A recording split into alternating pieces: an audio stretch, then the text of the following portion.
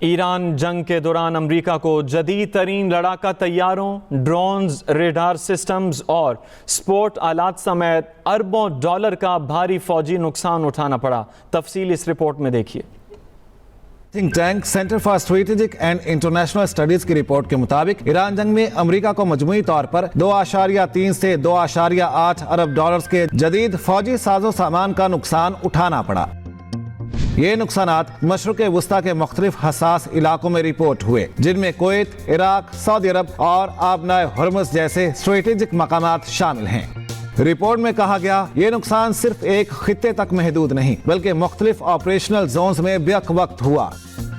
Report کے مطابق سب سے زیادہ مالی نقصان جدید جنگی طیاروں اور فضائی نظام کو پہنچا۔ 3 F-15E لڑاکا طیارے تباہ ہوئے، جن کی مجموعی مالیت $309 ملین بتائی گئی۔ اس کے علاوہ 1 سے 2 AN اور TPY-2 ایڈوانس ریڈار سسٹمز بھی ضائع ہوئے، جن کی مالیت $485 ملین سے $970 ملین کے درمیان ہے۔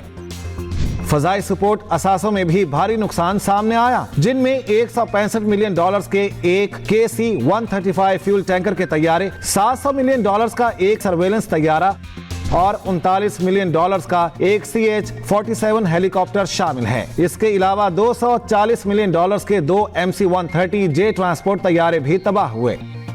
ڈرونز کے شعبے میں بھی امریکہ کو بڑا نقصان ہوا۔ $113 ملین کے ایک MQ-4C ڈرون کے ساتھ 11 سے 24 MQ-9 ریپر ڈرون تباہ ہوئے، جن کی مجموعی مالیت $165 سے $360 ملین کے درمیان بتائی گئی۔ رپورٹ کے مطابق کچھ نقصانات جنگی سرچ اینڈ ریسکیو مشنز کے دوران ہوئے، جہاں خطرناک آپریشنل حالات میں یہ اثاثے استعمال کیے جا رہے تھے۔